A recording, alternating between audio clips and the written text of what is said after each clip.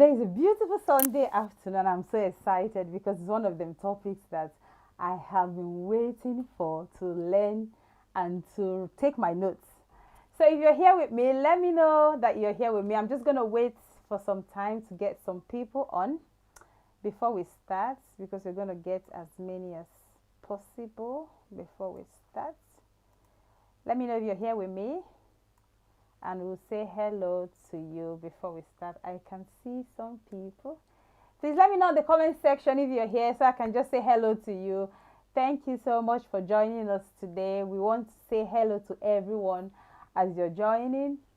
We don't want to leave you alone. We want to make sure that you're welcomed and you're relaxed because we are relaxed as well. Let me know on the comment section if you're here with me. I can see that some people have joined.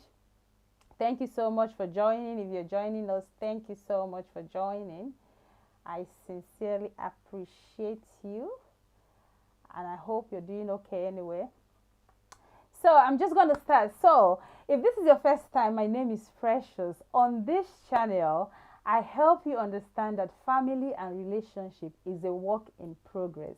So if you're just watching me for the first time, consider to press the subscribe button if you're watching on YouTube. Consider to follow my Facebook page if you're watching on Facebook, and know that this is a safe space for you to share, learn, and get empowered.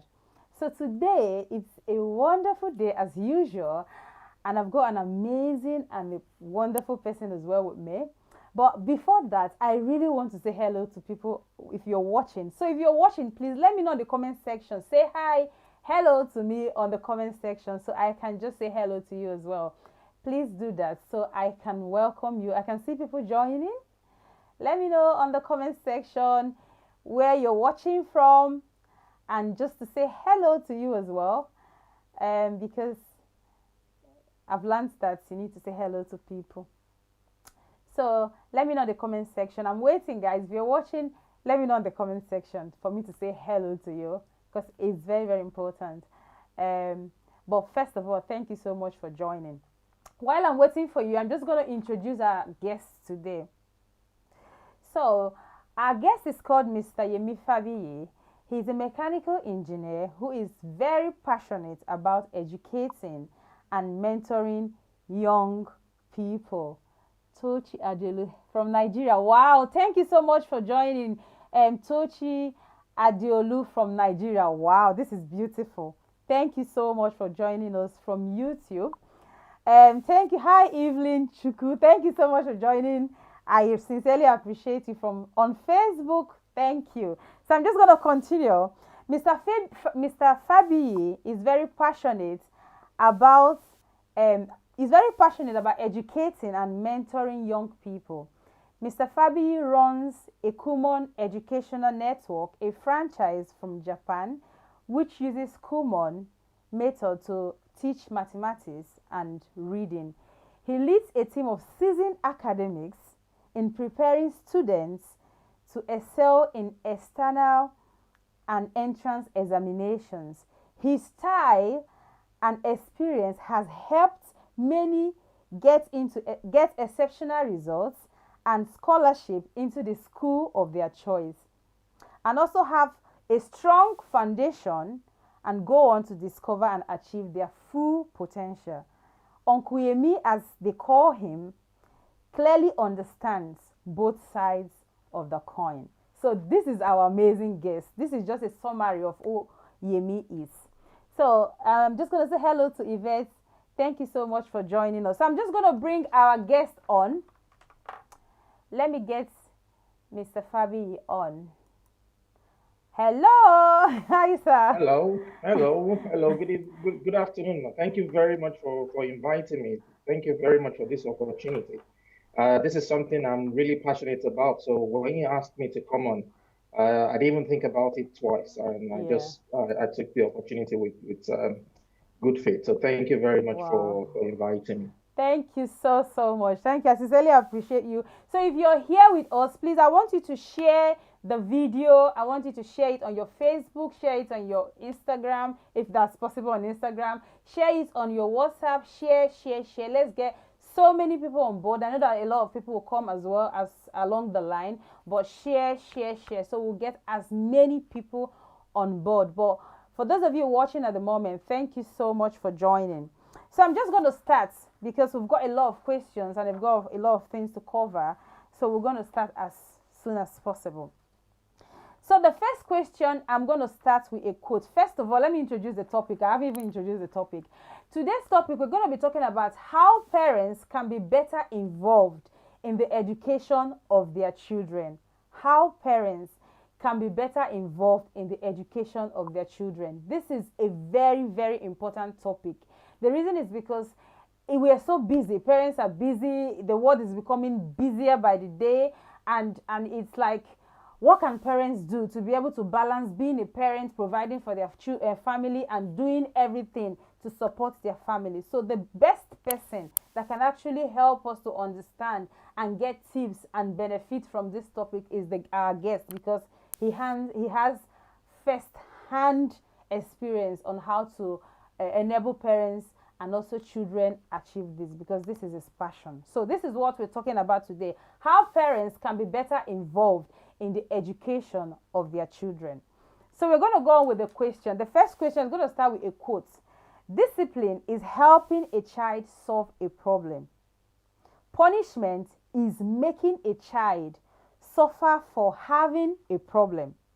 To raise problem solvers, focus on the solutions, not retribution. This is a quote by L.R. Nost. And based on this quote, Uncle Yemi, how can busy parents still ensure discipline in their children, and what form of age appropriate and result driven discipline would you recommend to parents as a teacher yourself? That's my first question. Thank you very much for the first question.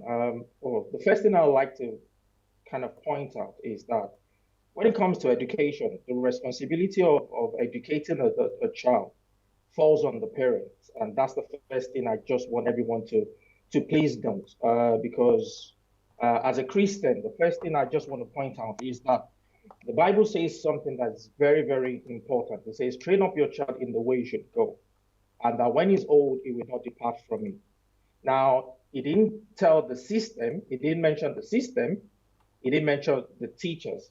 So when it comes to training up a child or educating a child, that responsibility falls on the parent. That's the first thing I just want to get out there.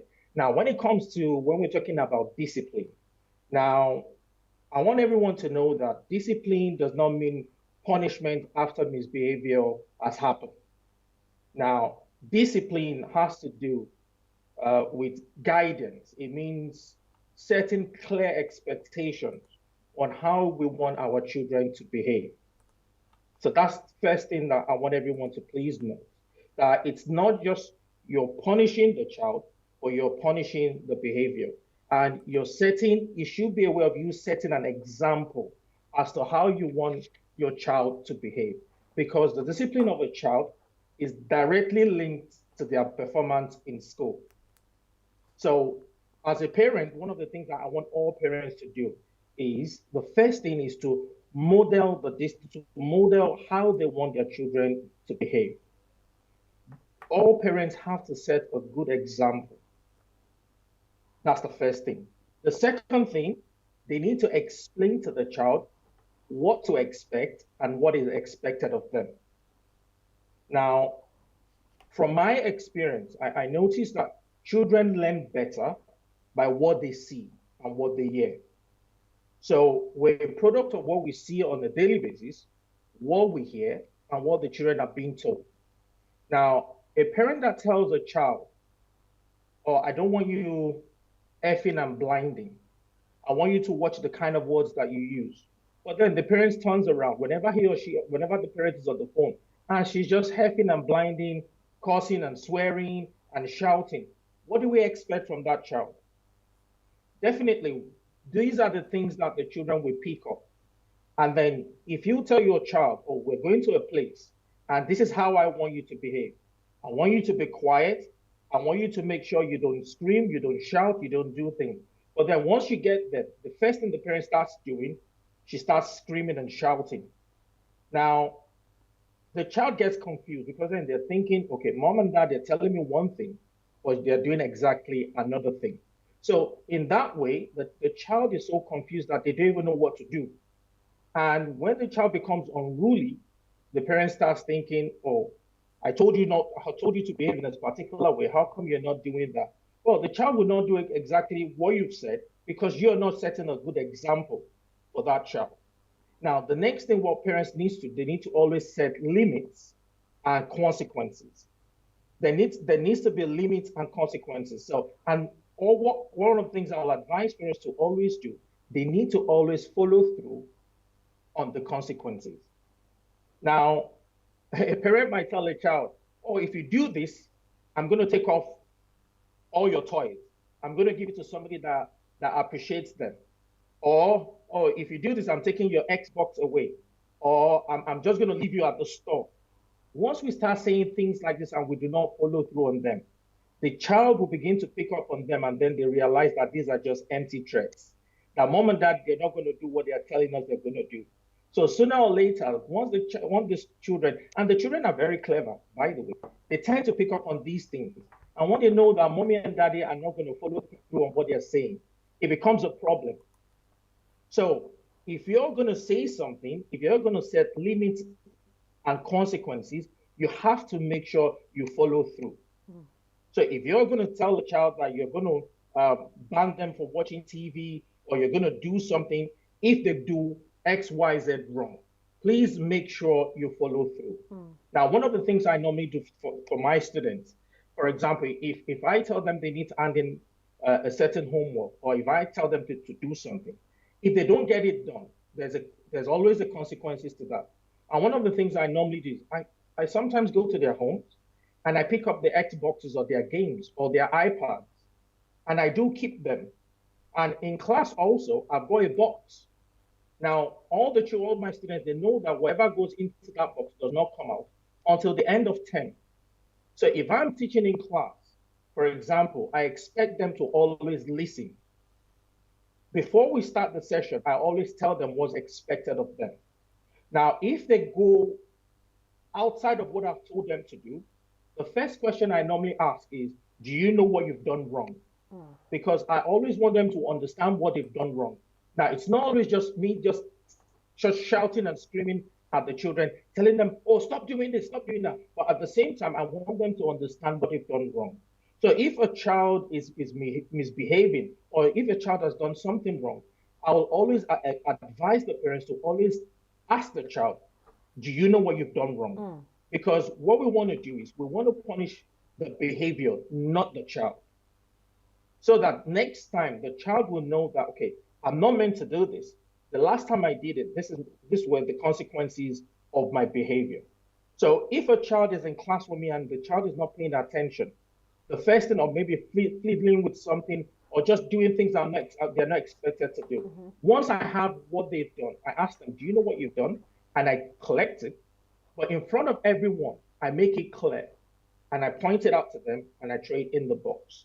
Because they know what the meaning of the box. And then I get the students laughing and smiling. Mm. And then they start laughing because they know that whatever goes into that box does not come out until the end of term. So if you're going to set any consequences, please, please, please, make sure you go through with it. And anything that you notice, any escalating situations, I'll advise parents to please resolve that immediately. For example, with biting, screaming, hitting, please make sure you stop that immediately and you resolve that situation. And the other thing I will talk about is, how does your child respond to saying no? Whenever you say no, how does your child respond to that? Does he or she throw tantrums? And when he or she is throwing the tantrums, you as a parent, how do you then respond to that yourself? If your child puts you on the spot, for example, you want to go out when it's really warm, and he or she is putting on something that you do not approve of, or she wants to wear something out to go meet her friends, and you don't really like them, and she asks you, what do you think? Instead of you just saying no for the sake of no, you can always tell her, Just give me a bit of time for me to think about it, and I'll tell you what I actually think. At least that will buy you time. And I don't want you to just say no for the sake of you saying no, because the children they will respect you more, and they will understand more if you explain to them. Because I'm beginning to find out, children of this generation, they want to know the why, not just you telling them no. Because if you tell them no, the next question is why.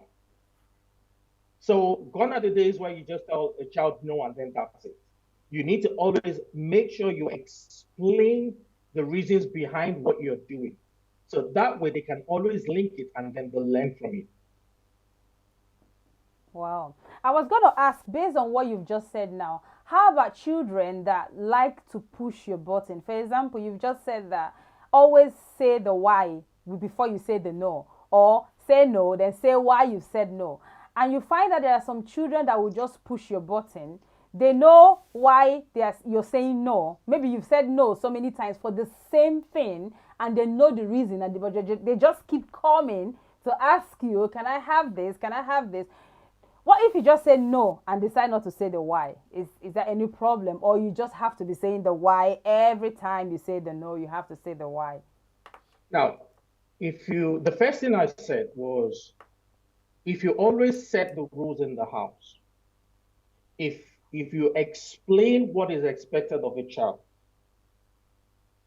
most of the time, once you tell them beforehand, for example, I'm in class, the first year of class, I run the entrance exams into some of the grammar schools around where we live. And one of the things I normally do, the first time I get the children in, I always set the rules.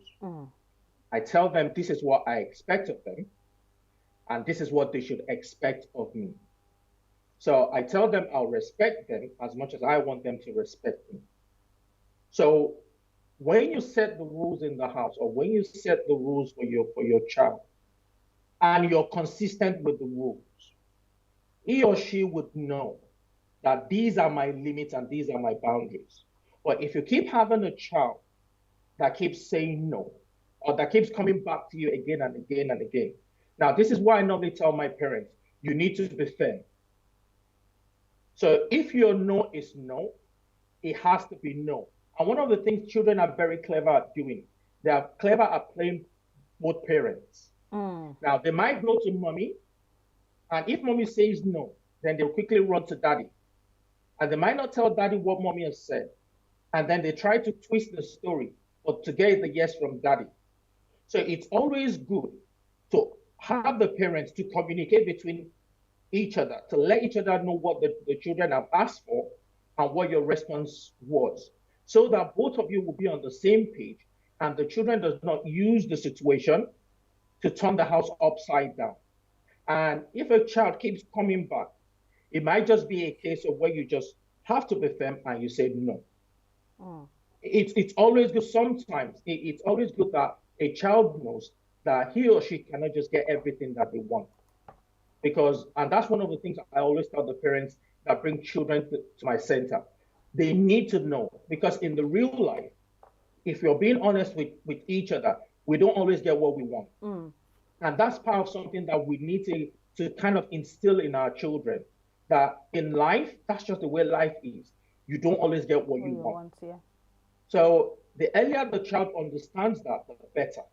And that will work for the parents as well. And I found something very interesting in the Bible while we were just preparing for this. It says in Proverbs 22, verse 15, and I was just laughing when I read it. It said, foolishness is bound in the heart of a child, but the rod of discipline would drive it far away from that child. So even the Bible recognizes that we need to have the rod. So the rod, we cannot dispute the fact that the need of having that rod for the child to help shape the destiny of that child. Because if all what we do is just pamper the child, you keep pampering the child, sooner or later, it's going to come back and bite you. And one of the things I've found is that there's a link between a child that is well disciplined and the performance of the child in school. So the first thing when I meet a child, the first thing I normally check is how well disciplined this child is. Immediately, that will tell me a lot about that child. Because a well disciplined child, a child that is well disciplined, you know that he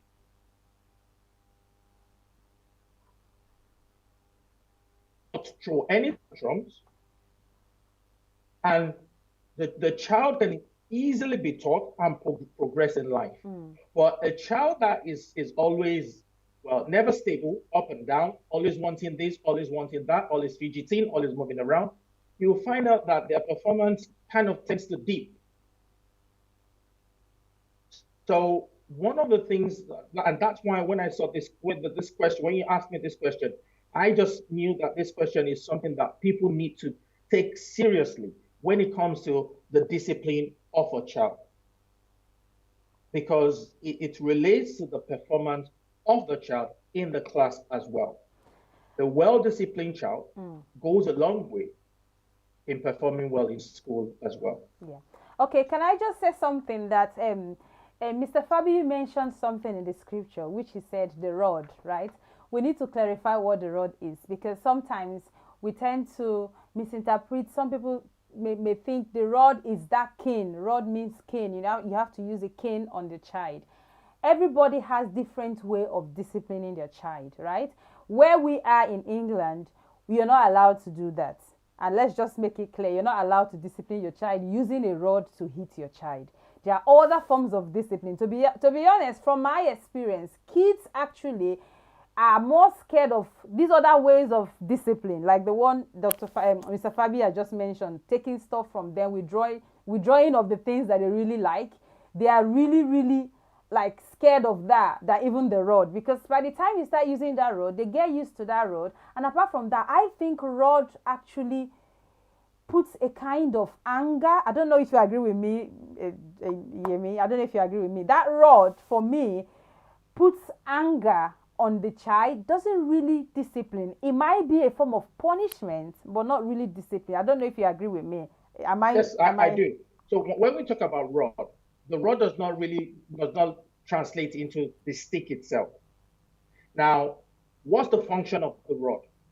I think if we understand the function of the rod is to provide guidance. And that's why I said discipline is not about punishment. Is more about guiding the child. So when I'm talking about the rod there, we're not just talking about what people do in terms of with the stick and hitting a child. You have to keep beating and beating. No, that's not what we're talking about. In this instance, we're talking about providing guidance. Now, true to the fault of some children, some parents do not just care. It might just be due to their lack of experience. It might be true to their maybe just their upbringing or what they know, because you can only give what you know. It might just be some parents do not just care, and some parents just leave it. They just believe that a child, well, is a child after all. He or she it needs to be a child, because a lot of times when I get parents come to me, sometimes I hear them just say things like, "Oh, he's a child after all. Let him do whatever he wants to do." Now, if you allow that to happen and you do not provide guidance for the child, that creates a problem in the future. Now, from my experience, one of the things I'm beginning to notice is that, as funny as it might sound, in terms of here in the UK, in terms of those that have come to my center, I think the role is being reversed now. The children are the parents, and then the parents are the kids. This is what I get from my experience. Now, I'll give you a typical example. One of this family that brought the child to my center. Now, this child has been struggling in school. He's not doing well. The teachers have told the parents, but the parents, they've left it. They've not done anything about it. They blame the prime minister. They blame the system. They blame the local authority. They blame everyone else but themselves. Now, the parents knew that this child needed help. Now, after I told them everything I felt that we should do to help the child. Now, the next thing the parents did kind of shocked me, because I've never seen that before. And what did they do? They turned around to the child and asked him, "So what do you think?" Do you want to go with the program? And obviously, a child, we don't want to do anything. As I always tell my students, I don't even want to do anything if I have the choice. I want to just sit at home. Everybody wants it easy in life. Nobody wants to do anything if we're given the choice. So the boy just turned around and told the parents, no, I don't want to do anything. I just want to play on my Xbox. And the parents turned back to me and said, oh, he said he doesn't want to do anything. So I was shocked. But that's the world in which we live in right now. So when I'm talking about the rod, I'm not talking about the stick. No. I'm Guidance. talking about what the stick is, what the stick represents, the Guidance. function of the stick, which is guidance. And this is what the children, this is what they need. Somebody to be there for them, somebody to tell them, this is how I want you to behave, this is how to behave, and not just telling them, somebody to show them. Because I always tell the parents that come to my center, these children learn by you showing them. You need to show them how to behave.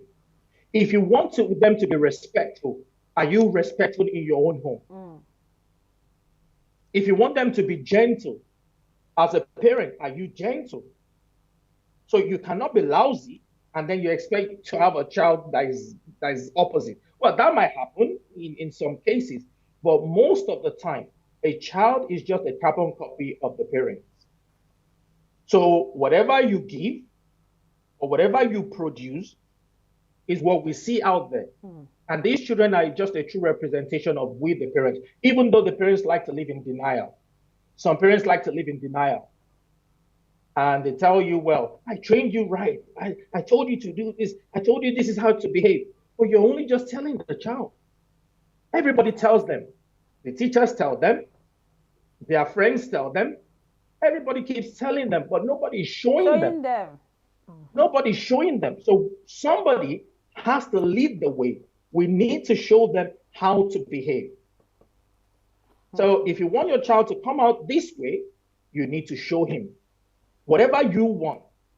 So it's like what I normally get from my parents from my center. Now, when they bring the child and they're complaining, oh, my child doesn't like reading, my child doesn't like doing this. The first question I normally ask them is, do you read? Do you read as a parent? Now, you're expecting your child to do something that you do not do. So if you're spending most of your time on social media, on Facebook, on Instagram, on Twitter, and then you expect your child to be reading, to pick up a book and read, well, I'm sorry, except that child is somebody that is exceptional. That won't happen. So if you're on your Facebook, on your Twitter, and on your gadget, the next thing that happens is he will want to go on his Xbox. True. Because that's what he knows. That's what he sees most of the time. And I tell the parents, even if you don't even like reading, pretend like you're reading. Pretend like you're reading. So I had a family friend came visit one day, and something happened and shocked me. And I had to find out why that child was doing what he was doing, because I wasn't expecting to see that. Now, at 6 o'clock in the morning, I got up and I went downstairs and I saw this boy reading, studying at 6 a.m. in the morning. So I had to ask and I had to probe him and ask him some questions. I said, and I had to find out a bit more. I now found out that growing up, his dad was preparing for professional exams. And his dad will always wake up early in the morning to study. So that's what he's known. During his formative years, that's what he's known. Seeing daddy wake up in the morning to study. And that's what he's picked up. So anything you want your child to do, show them. Please show them and do it. Because that's the best way they learn. It's not about you talking. It's not about you shouting. It's not about you screaming. If you shout and scream, please don't be surprised that your child will start shouting and screaming. And then becomes a competition in the house. And it becomes the house of promotion. Who can shout and scream the loudest? And that's why some parents are quite surprised that when they talk, the child talks back. because that's what the child sees in the house. So if there's no peace in the house, and all they do is and then even the parents, I always tell the parents as well. And that's why, in terms of my center, I don't just work with the children, I also work with the parents as well. And I talk to the parents from time to time. Now, if there's any disagreement on this, on a particular child or a particular student, please do not play it out in front of the children. Always move to the side, out of sight of the children or of the child, and then have your squabbles, have your disagreement. But when you come in front of that child, please come on a united front, so that's what the child sees all the time. Wow. Honestly, I just allowed Mr. Fabiyi to actually talk a lot on this topic because I know this is just the foundation. If this is fixed, a lot of things that he's going to be covering, like the questions along the line, it's just going to be like a run through, because we need to understand. I'm guilty of most of the things he's saying, and I know that most of us watching as well are all guilty, but we are here to learn. It's all about positivity. It's all about getting what we need to learn. It's not about finger pointing. It's just learning from someone that's actually seen it firsthand, how kids behave. One of the things I've actually picked out is something that we all know, but sometimes we need to be reminded. It's not about talking. It's all about showing our kids. And by showing them, they would be able to learn. So we're going to run to the next question. But before that, I'm just going to say hello to a few people. I've got Ebo Chinon. So happy Sunday to you. Chizune Moyuku, thank you for joining. Olapoju Oluwole, thank you for joining from Canada. Ooh. Sele Kenneth Asewe said, where is the spare the rod and spoil the child? I think Mr. Fabi has covered that. And Olapoju said, valuable information. Thank you so much, guys. Please keep bringing your contributions. Put on the comment sections, because I'm going to be reading them, all of them. I'm not leaving any of out. So we're going to go to the next question, Mr. Fabiyi. The next one is, most parents actually try their best to provide for their children. We all know that. Just to avoid distraction from peer pressures. Because one of the things that parents do is that they try to get things so that their children will not be distracted because their friends have those things. So what other ways, or what better ways can parents support their children to overcome peer pressure, instead of just the buying and buying and buying, making sure that they buy because their friends have it so they don't experience peer pressure? How can parents support their children from having peer pressure? That's the next question. Thank you very much. I think you mentioned something that I think it's very key to this. Now, one of the things that a lot of parents do, and which I won't call it a mistake, in a way that they try to right the wrongs of their upbringing. So some of the things that they do not have, they try to bridge that gap and make sure that they provide that thing for their children. Now, but there's something that they are missing, that sometimes they forget the fact that because of what they did not have, that has helped shape them to who they are today. And that has saved them from a lot of things. So they believe by just bridging the gap, or because, in quotes, they believe that their parents did not have the money or the means to provide those things, then they go all out to provide these things for the children. Now, that can create another problem, because sometimes these children do not actually value what they have. And a lot of these children, I don't know, because we have viewers from all over the world. Now, some of these children have not actually seen, they don't even know what hardship is all about, because they have everything being provided for them. Now, sometimes the area in which you live in also creates another problem, and their friends, the kind of friends they keep. Now, when it comes to peer pressure, now peer pressure can it can either be subtle or it can be direct. Now, it can be subtle in the way your child tends to express himself or herself through their dressing, their talking or their mannerism based on what they believe is acceptable by their friends. Or it can be direct by the pressure in which some of their friends are putting on them to do certain things. So one of the things I normally advise parents to do, or that I try to do, is I try to build the self-esteem and self-confidence of all my students. Now, there was something that hit me like never before. Because with the Kumon program, one of the things we normally do, we normally assess the level in which a child is, the initial level. We find out where they are, where they need to be, and we try to get that child to exactly where they need to be academically. Now, we try to make them independent learners by boosting their confidence. Now, I had this child come to me, and I almost broke down in tears because what this child told me was profound. I've never heard anything like that. I've been running the center for 6, 7 years, and I've never ever had any child tell me this before. And the first thing he told me when he saw me, he said, Uncle Yemi, can I tell you something? I said, please go ahead. He said, I've actually been told that I cannot achieve anything in my life. He said, my teachers have actually told me I cannot do anything. And he was preparing for an exam, and he told me, you know what? I don't think I can pass this exam because I've been told that I cannot achieve anything.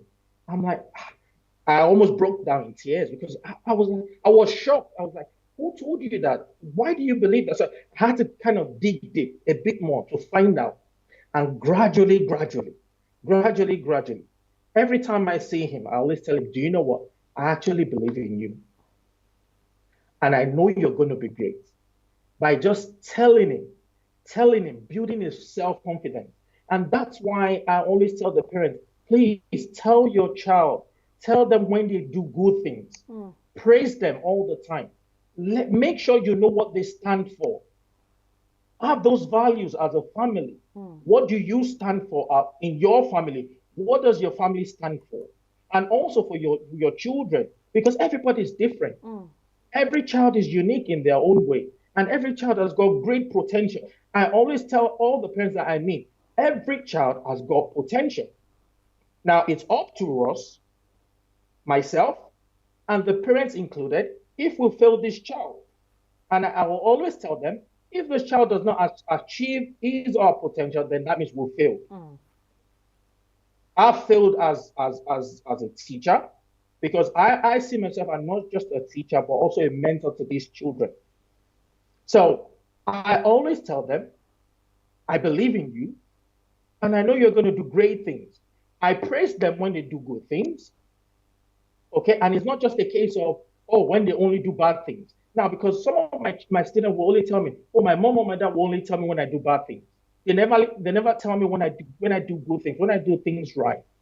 Now, please, I always tell the parents, please, don't just tell your child.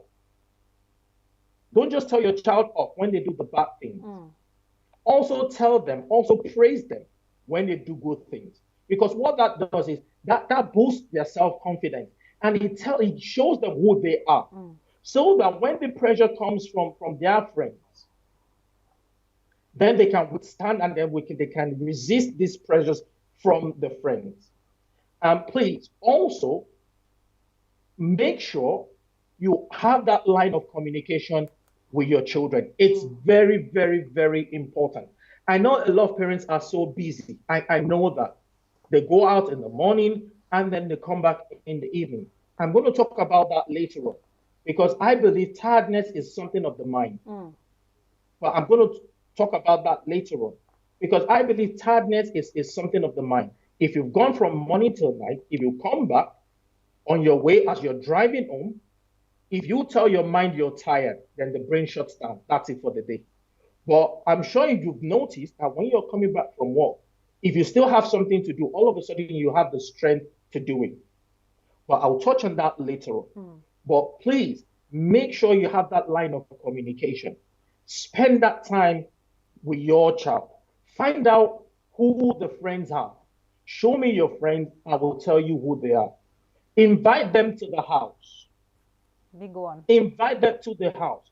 Know who their parents are. Now, in terms of sleepover, not sleepover, I'll let you make the decision as a parent if you want your child to go for sleepovers. But before you send your child to go sleepover, make sure you know the values of what that family stands for. Please don't just send your child to anybody. Or because they live in a nice house doesn't mean they stand for the same values that you stand for. Now, within your circle of influence as well, who do you have there within your circle of influence? Now, you as a parent yourself, are you also bowing to the pressure of your friends? Now, are you just buying a car because all your circle of influences, they're all driving a particular car? Now, is that child, because every little move you make, the children are watching. Make no mistake about it. Every little step, every little move you make, the children are watching. If you're taking the phone calls, they are listening. Now, the reason for you buying that car, the reason for you buying the phone, is it because you want to keep up with the Joneses? Now, if you're trying to keep up with the Joneses, now, and you expect your child to act differently. Now, if you notice, it's still coming back to the same thing. Show me, don't say it. Don't say it. You need to show these children and tell them how, if they are looking good, tell your child is looking good today. Tell your child how proud you are as a parent to have him as your son. I think some parents are not used to doing that. Hug them. Let them see that love. Express that love. Because if you don't do that, somebody else from the outside will do it. And they will listen to that person and not listen to you as the parent. So please, please, please, please, and also teach them to say no. Teach them to say no. Please. There's nothing wrong in saying no. If somebody asks you to do something, always say no. Now, I'm coming from a place of experience because growing up, we lost our dad very early. But luckily for me, I had a brother that was well disciplined. So early enough, I knew who I was. So some of my friends, whenever they ask me, why don't you join me? Why don't you join us in doing what we're doing? Going to parties, smoking and all that. And I turn around to them and say, why don't you people join me in acting this way? So why do I have to join you? Why don't you guys join? But I can only do that because I have somebody showing me the way. And that's why I keep coming back. Because some of the things I'm sharing, it's not because I'm just saying it. It's because these are things, these are values, and these are things that I've seen done to me.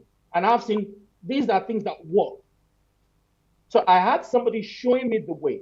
And one of the conversations I can remember clearly, years and years ago. And they were like, oh, how come you don't even drink? You don't smoke? And I said to them, oh, I have a brother that doesn't smoke and drink. So how do I explain to him that I'm smoking and drinking? It's difficult for me to do that. I said, how do I explain to him? When he sees me drinking and smoking, the first question he's going to ask me, where did you learn that from? So the person that is in front of me, he doesn't smoke and doesn't drink. So why would I smoke and drink? I have nothing to show. No one in my household drinks and smokes. So why would I want to drink and smoke? So luckily for me, I'm not saying drinking, whatever, each to their own. But that's just the principle and the values of the home that I grew up in. And that's why I said, please know what you stand for, what your home stands for as a family. And let the children of the child, let them know what you stand for as a family. Wow. Because if you stand for nothing, you will fall for everything. Wow. Wow. Honestly, thank you so much for this response. I'm just gonna read some comments. Hi to Sahar. Musaki, yes, we are streaming on YouTube and Facebook at the same time. So you can either watch on Facebook or you watch on YouTube, whichever one is fine. Another person said, Rachel B. Ajibo, they said, showing a child the way, not telling them. This is the notes for today. Show them, not tell them. There's something that I need to just say before we go on to the next question, is the fact that most people that are coming from the African background, we were not told, I love you, give me a hug, give me a kiss, do me that, do me that.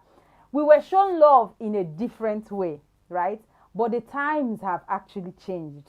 The times have changed. You can't say, okay, because I live abroad or because I live in this part of the world. Even children that live in Africa, the times have changed. They want to hear you say, I love you. They want to hear you say, come here, come, let me give you a cuddle. Do this and do that. I know that it's quite difficult for us that did not really experience that affection shown in that way. But you can learn, you know. If times are changing, you can change as well. Learn to change.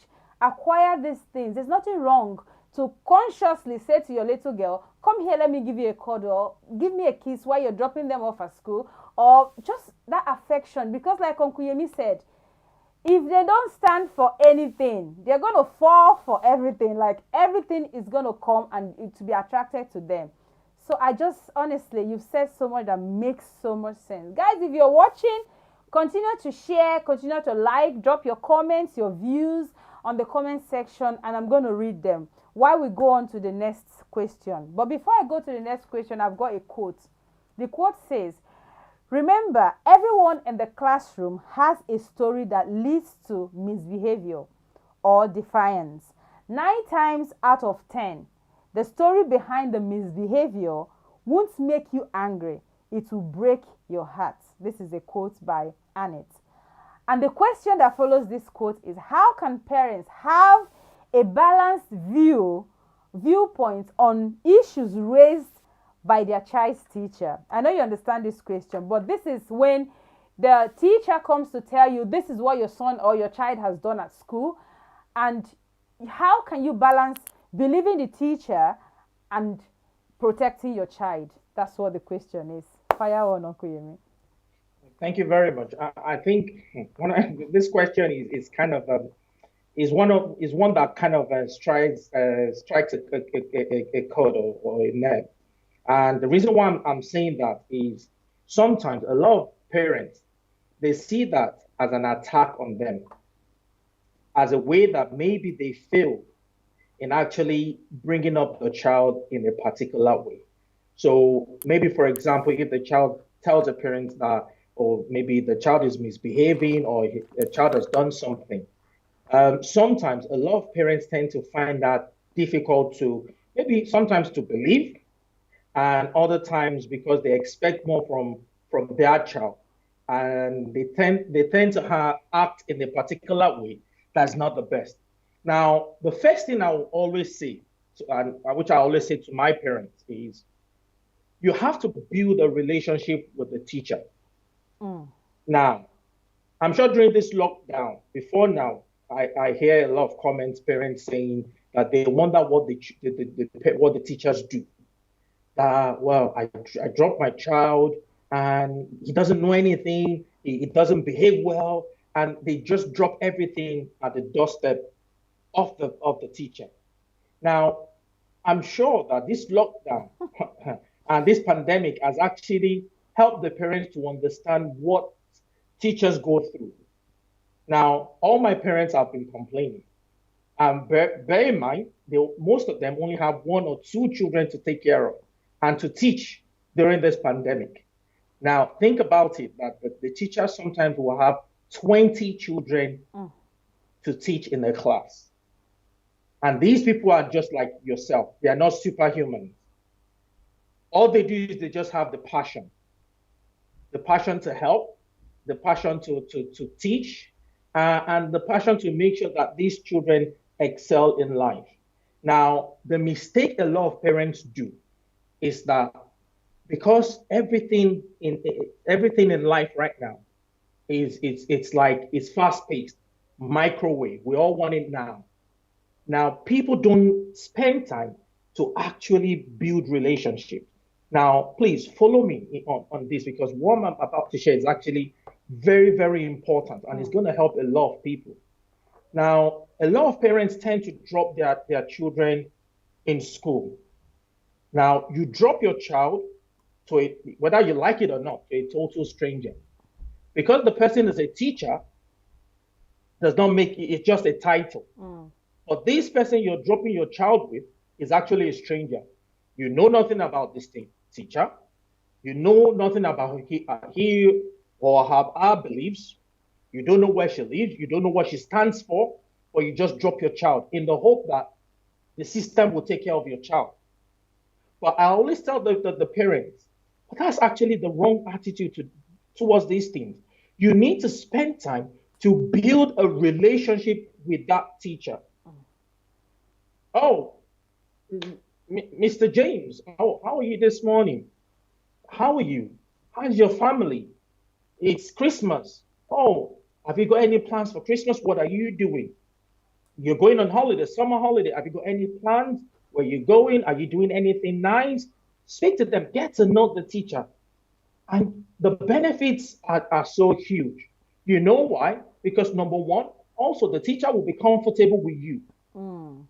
The teacher will be honest because then the teacher would not just see you as a parent, the teacher might end up seeing you as a friend as well. Now, the teacher will know that he or she can open up and not being accused of any bias. Now, when you then go for the open days or parents teachers evening, and you ask the teacher, oh, Mr. James, please, how is my son doing? He will be very, very, very relaxed and open with you. Now, if the teacher tells you that your child has done something wrong, please, as a parent, do not just defend your child immediately. Please don't do that. Because what you're doing is, even if the child is, eventually, if the child is then wrong, that even makes the situation worse.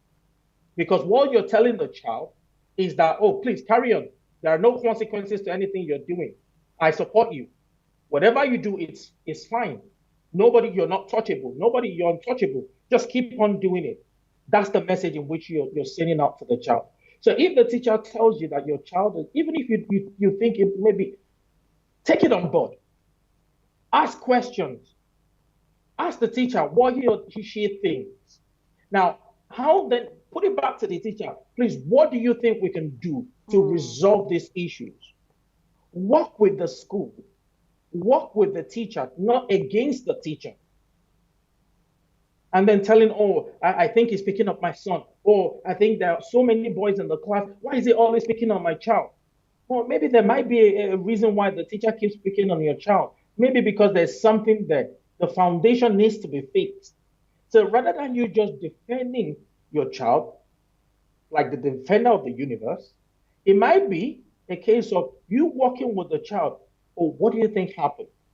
And then the way you speak as well, please try to make it not to be confrontational. Be open. Ask questions. Oh, who was there? Did anybody witness the situation? What can we do to fix this? Okay, don't worry. I will go home and I will put these things into place as well. And please always follow up.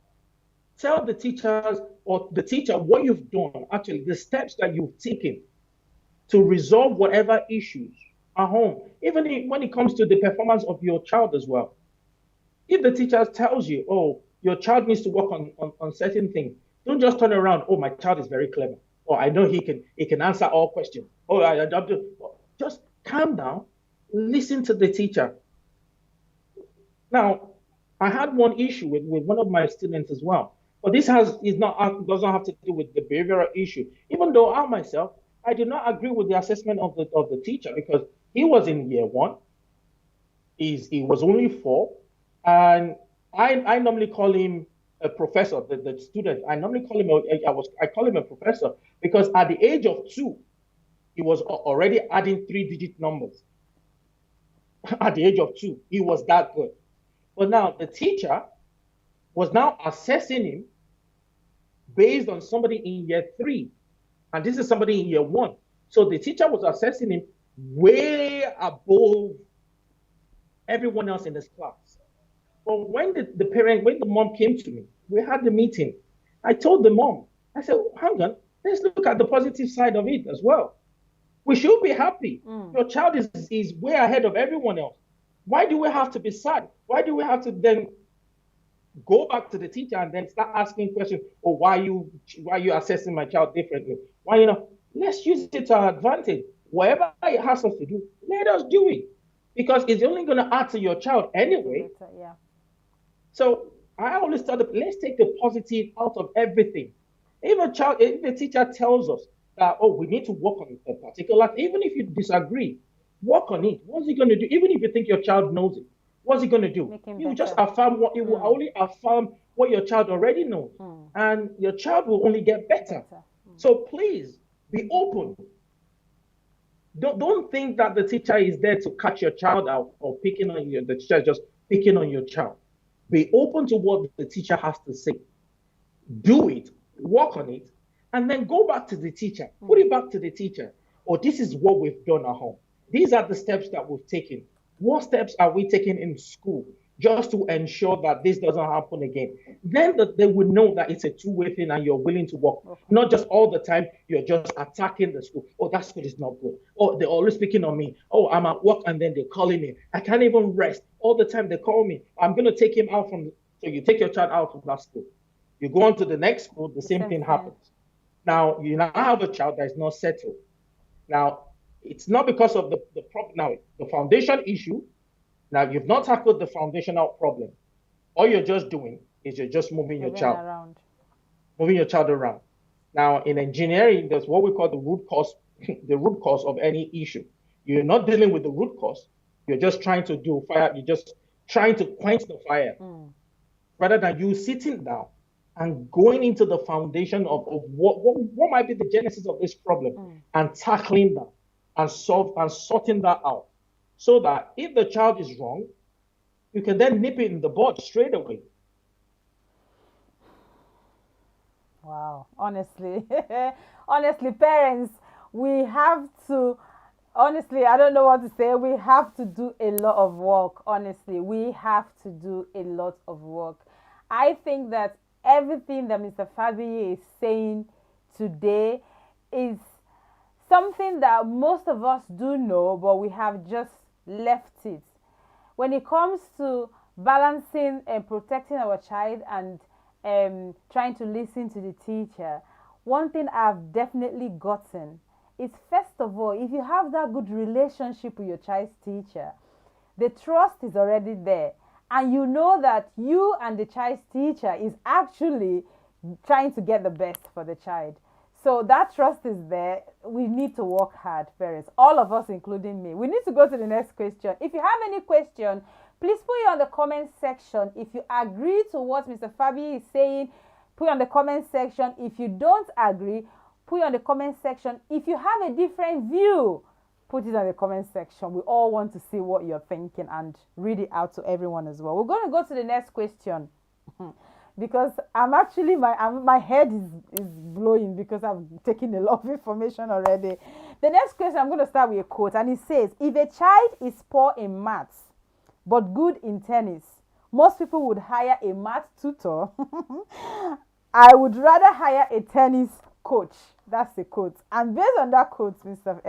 Fabiyi, most parents subconsciously already have a desire for what their child aspires to be. But sometimes some children are better off in vocational kind of things, not the educational kind of things. What can you advise parents, or how can parents support a child who is more vocational rather than academic? Fire on. Thank you very much. I think with this one, a lot of parents, one of the things they try to do, they try to live their life, or they try to undo some of the mistakes that they've made through the life of their children. Now, because a lot of parents, they would have loved to become a doctor, but they couldn't become a medical doctor. Oh, my son has to be a medical doctor. A lot of parents, I wanted to become an engineer. Okay, I couldn't achieve that. Oh, my son or my daughter, she has to become an engineer. And then we begin to impose on these children. Now, two things might happen. You might have a child that would willingly take on what you're imposing on her or him on her. She'll take it on. She might go on to become what you want her to become and live happily ever after. Or you might have, on the other hand, you might have a child that anytime that child thinks about you as a parent, he or she will just keep wondering how on earth you became a father or a mother in the first place. So what I would always advise the parents is, you know your child better than anyone else, yes, but also study what your child is good at. Please take a seat, observe your child, know their weaknesses, know their strength. Now, if your child is not strong in a particular subject, please do not shove it down their throat for them to go into that career path. Because what you're just going to create is, you're just going to create a frustrated adult. You're just going to create a frustrated adult, somebody that would never be happy, would career-wise, that child would not be happy. That child will grow up in a house or the home where the home will not be settled, because the child, when he or she grows up to become an adult, would not be happy in terms of the daily life, in terms of what they're doing. So please, if any one of if your child it's moving toward the vocational side of things, one of the things I would advise you to do, please get a mentor in that field. Get a mentor in that field. If whatever he or she has chosen can be found in a college or an institute where they can really teach that particular field, please send your child there. It's better for them to be happy than for them to be miserable doing something they do not enjoy. And that's what we have these days. We have a lot of people, but then people might turn around and tell me, well, it's only to pay the bills. Yes, it's only to pay the bills. And that's why we have a lot of companies going under. Because half of the staff that they have there, they're not happy working in that company in the first place. So if you can please make sure that you get them a mentor, number one, send them to an institute or a college. Here in the UK, there are a lot of colleges, wonderful colleges, where they can do things there. They can have a diploma, they can have the BTech, they can do a lot of things. They can learn the trade there. And then they can then go on to do the apprenticeship. Before I go into education, I was working in a company in Hull. And half of the engineering team, those that work on the shop floor, they are not doctors, they are not lawyers, they are not professionals, they were what we call professionals. But these are people that went through the vocational side of things, but are living a wonderful life. And the pay they were on, some of them were on really, really good pay. Some of them were earning between 40,000, 50,000 pounds a year, and they were on the shop floor. Some of them were earning higher than some of the managers, the project managers in the office. Some of them, they were earning higher than them. And all they did was, they knew where they wanted to go, and then they just went into that path straight away. Not wasting years upon years, and then that will even save you money. It will save you money, it will save you time, it will save you energy, because you just be backing on the wrong tree. And then it will even save you the amount of money you will spend on paracetamol and painkillers, because half of the time you're shouting on the child, oh, why, how come you can't solve this? How come you can't do this? Because the child is not interested in doing that in the first place, and you're just forcing that on the child. Now, if the child wants to go in a particular, I met a company not too long ago. Now, the company, what they do is they're into security. And I spoke to the owner. The company is doing exceptionally, it's doing really, really well. And it's paying some of his staff what some doctors earn in a year. And they fix CCTVs, they get into security, alarm, and things like that. And he said he only just started by going through the apprenticeship program, and he started his own business. So please, if your child wants to go down that avenue, get somebody in that field, somebody that can show them. If you think about it, we're going back to it again. Somebody that can show them how to do these things, and somebody that can provide the necessary guidance for them. Now, one of the things that you can then do for them is, if they're going down this avenue where they're going to have their own business, or they're going to have things, that you can start helping them to understand how to run a business and how to be organized.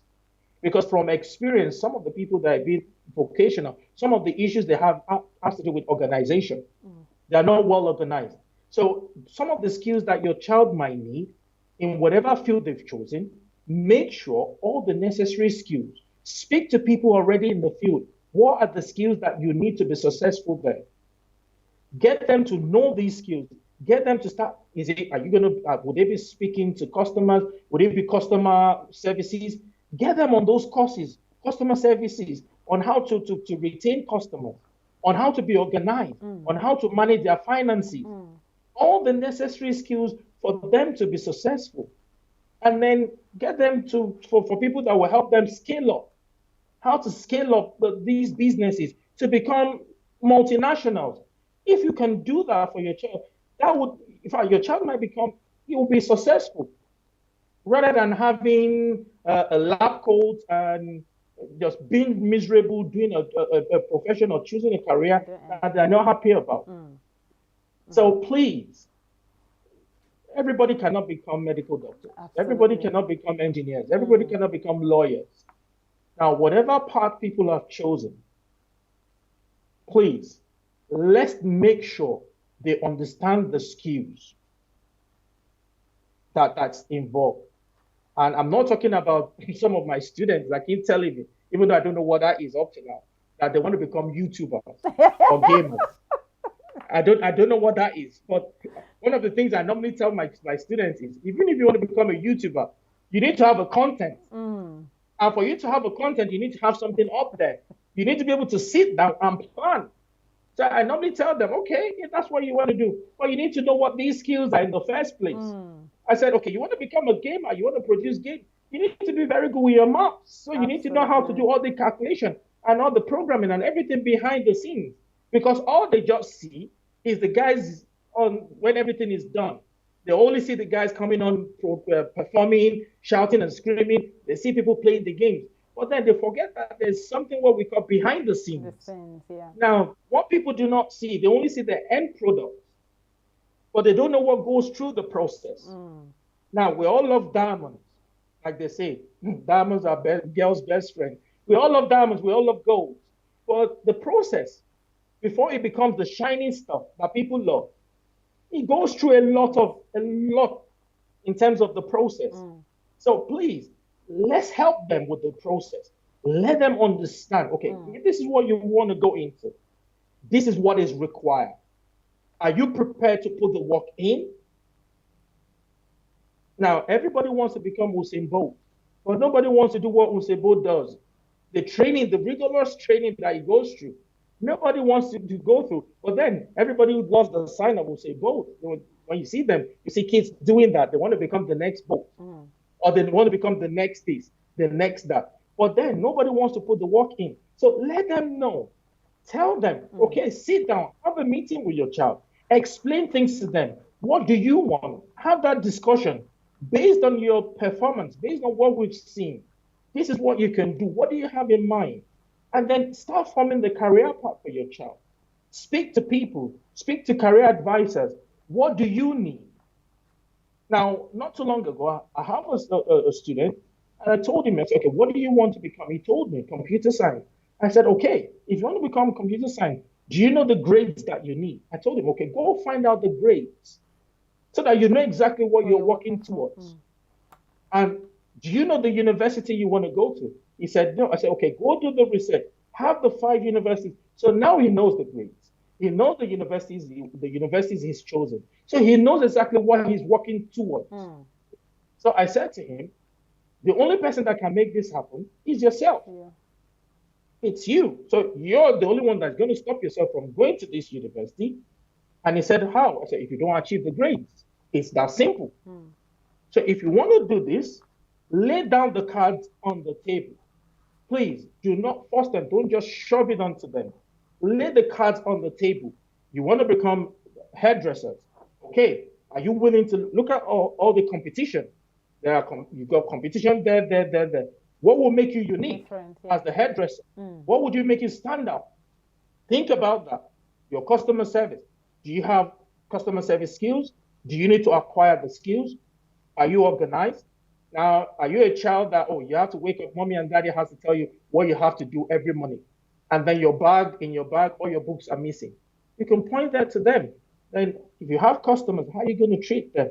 Always relate everything that you're talking back to their career choice so that they know that they can see the angle, and then they see that everything is linked. The way you live your life, your day-to-day life, links to your professional life as well. So please help them, lay the cards on the table. Let them understand what's required. Exactly. If you're telling them if they want to become a medical doctor, please take them to a medical doctor. Let them speak to one. Exactly. Let them speak to one. Let them listen to one. If they want to become a pharmacist, take them to your local pharmacy store. Let them speak to that pharmacy, if possible. During the holidays, if they're long enough, take them there to go work one day or 2 days to see how things are done. Exactly. Then they might then say, okay, is this something I really want to do? If they want to become a lawyer, take them to the local law firm. I can guarantee you, these people will be happy to take them on. True. They love this. They love things like that. True. They will take them on. Please don't think, where am I going to go? Who am I going to speak to? I don't know anybody. I have to know somebody. You don't have to know anybody. Even if it's to the hairdressers, the hairdressers that you use, even if you don't have anybody, take them to the one down the road. Explain to them that, my child is thinking of going into this. Can he or she just come spend 1 or 2 days? Let them see things. If they want to go into photography, find out somebody. But then, please, it has to be somebody that is doing well. You don't want to take them to somebody that they've not gotten their hearts together. So do a bit of research as well. Don't just take them to anybody. So because the person you're taking them to might be frustrated in that profession in the first place. Exactly. So make sure you do your research. Find out that the person you're taking them to is also passionate about what they are doing. And then follow up. Ask your child, okay, you've spent a day there. What do you think? Is this something that you still want to do?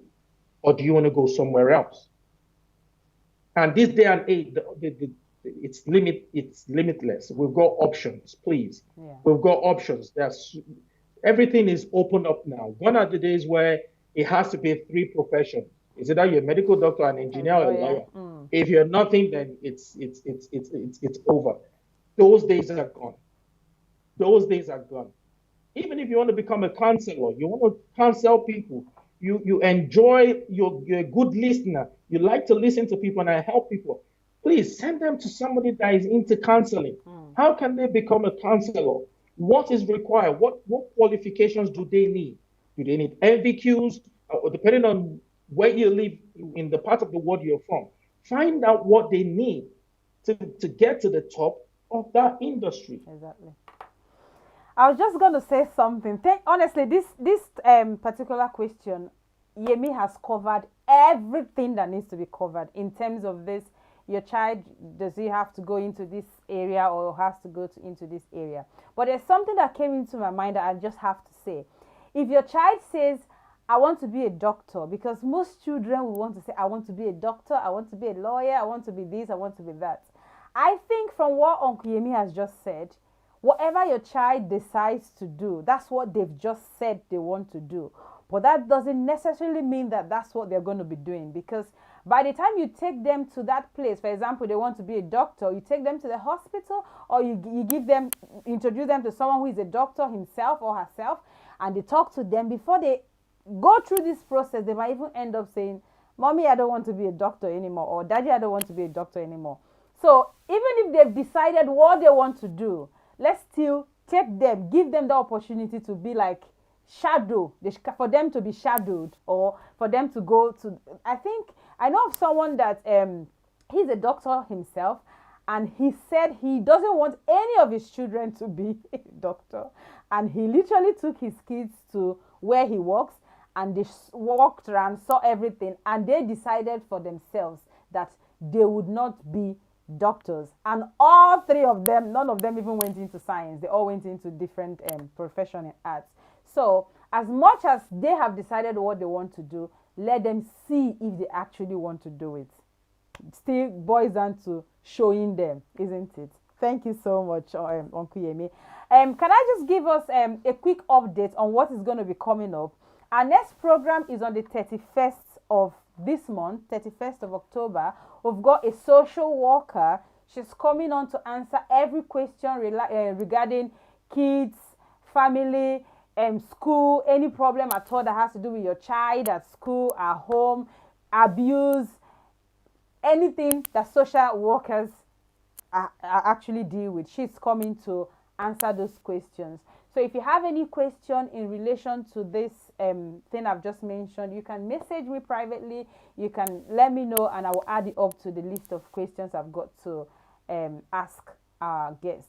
Another thing as well is, if you have anyone, or you know anyone experiencing or having issue with social services, please let the person know so the person can come and ask questions and learn for themselves. Thank you so much for actually being with us. So if you're still with us, and I'm sure you're enjoying us, please continue to send your messages and press the like button and let us know that you are with us. I hope you're still with us, because I can see that you guys are with us.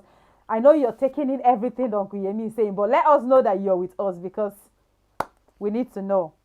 So we're going to move on to the next questions. The questions I've got, Uncle Yemi has actually touched on a lot of it. So I'm going to go to the other one that he hasn't actually touched on, and which is bullying. So the question is, how can parents support a child who is experiencing bullying, and how can they support children experiencing bullying? Uncle Yemi. Right, thank you very much. Now, when it comes to bullying, um, uh, there's nobody that knows a child better than the parents. You know your child inside out. I want to believe so, that you know your child inside out. Now, when a child is being bullied, Uncle Yemi, before you go ahead, can you just explain what bullying is? So everyone will understand where we are. What is bullying? Then how can you spot bullying?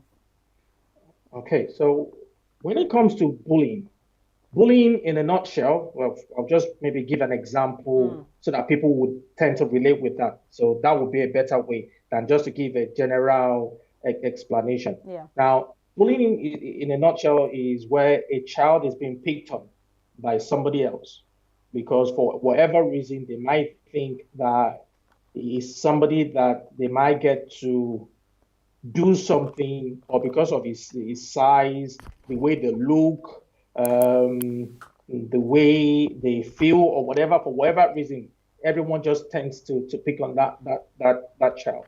Now, I had one student, a Greek family, and they became a very good family friend. Now, this boy is extremely intelligent, very, very intelligent. Now, he's a bit chubby, and he went to this school.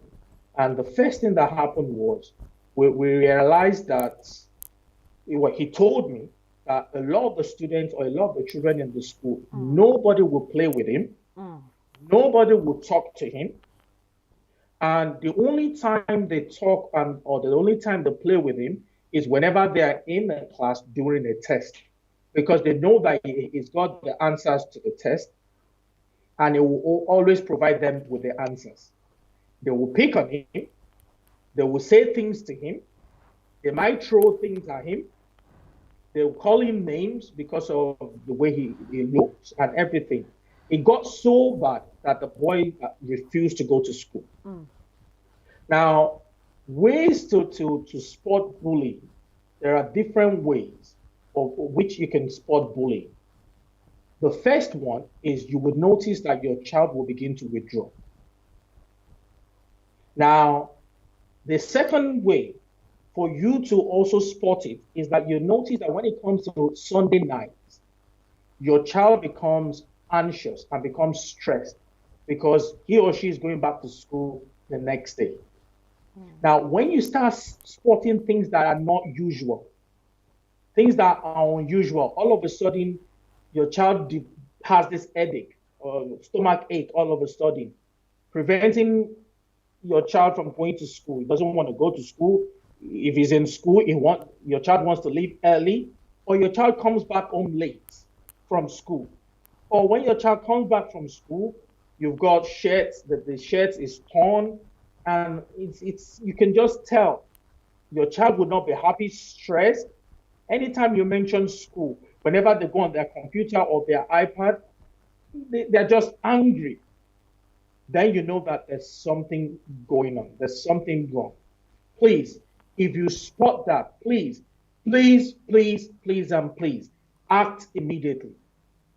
Because if you don't act immediately, it might get so bad that your child, God forbid, might end up committing suicide. It might get to that point. So once you note that, please, that's why it's very good to have a good relationship with your child. Open the communication link, please. No matter how busy you are, when you get back from work, the first thing I always ask them how their day went, please. What they covered in school, what they did, what happened in school. Because through that, you begin to pick out points. You begin to pick out little tips of what is going on.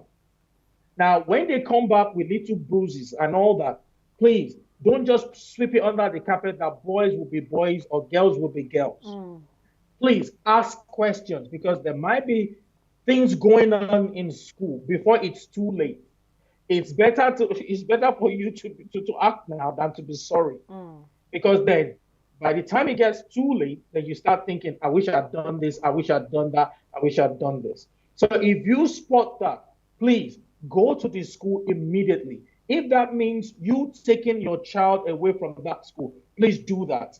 And that's something I will always recommend. Take your child away from that school immediately. Immediately. Do not waste time. Even for whatever reason, we don't know what happened, but when my nephew was growing up, he had the issue as well. Because for this particular primary school, whenever you take him, a few times I've taken him myself, when we get to the gate, he would just refuse to go in. And he was way too young then to even say anything. He was around about maybe 3 years or 4 years. He couldn't express himself. But you could see that he didn't want to go in. Now, that's enough to tell the parents that there was something wrong. And immediately, the parents had to act. And immediately, the school was changed because he was too young to express himself. Immediately, that the school was changed, and he went to this other school. When we drop it, before we get to the gate, immediately you open the door, he runs inside. So you can tell that there's something that was not right. Even though the school were telling us that nothing was going on. But you could tell from the action of a child. Please, whenever that happens, act immediately. Do not wait, please. Because what you don't want is you don't want your child to be scarred for life. You don't want them to be scarred for life because they might not be able to talk. Please, also seek professional help. If your child is not opening up to you, find out where you can get help from. Could it be from the local authority, where you live? Could you get professional help, people that can spot things like that, or they are good when maybe counselors or people that are very skilled in that area? Please get help immediately. Speak out before it's too late. And find out the reason of whatever it might be. If the child opens up to you, very good. Please don't tell the child he or she is too soft. Well, you tell them, I didn't give birth to a soft child. When they punch you, you punch them back. You punch harder. Please Sometimes these children, they might have 2 or 3 other friends. Then they gang up on your child. Okay? You're not sending your child to school to become Anthony Joshua. So if you want them to become that, then you must well send them to the boxing ring. So if Okuyemi, let me say something there. I was just going to ask a question before you mentioned, don't say your child is too soft. How do you draw the line between a child who is just, let's say, soft, right? And maybe has that low self esteem, a bit timid, because these bullies are definitely going to go after the softies, the timid ones, the ones that are very, most especially the intelligent ones, and the ones that are very quiet. They wouldn't go after the ones that are, as, like, you know what I mean. So where do you draw that balance between letting your child know, look, you need to stand up for yourself, right? And not making the child, like, you don't want to do it in such a way that the child would stand up for himself and become a bully himself. So where do you draw that balance of, you want him to stand up for himself, you also want him to be a good child? How can you draw that balance? Thank you. I think the first thing you need to do, you have to sit the child down and have steps. And also, you also have to draw an action plan as to what you want to do. Step one, if you have a discussion with them, learn to say no. Learn to stand up and then say no. If that doesn't work, you go on to step two. Get the teachers involved. But then you need to make sure you're keeping records of what's been done. So that when you go back to the school, you can always tell them, right, this is not just the first time this has been going on. My child reported this, and this, and this. This is what my child has done. He's done this, and this. The situation has not improved. When you lay these things down in front of the school or the teacher and they do nothing about it, please, it's time for you to leave. So now you've done something.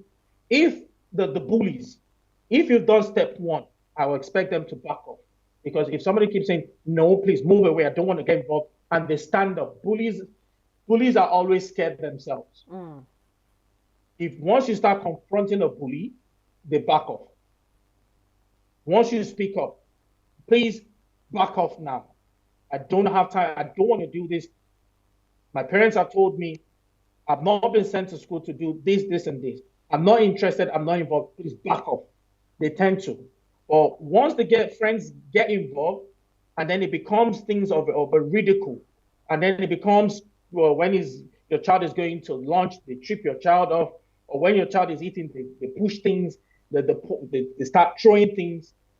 You get the teacher involved. Get the school involved. Tell them the steps that you've taken. Tell them what, so that, because sometimes what the school would do is sometimes they play the soft card.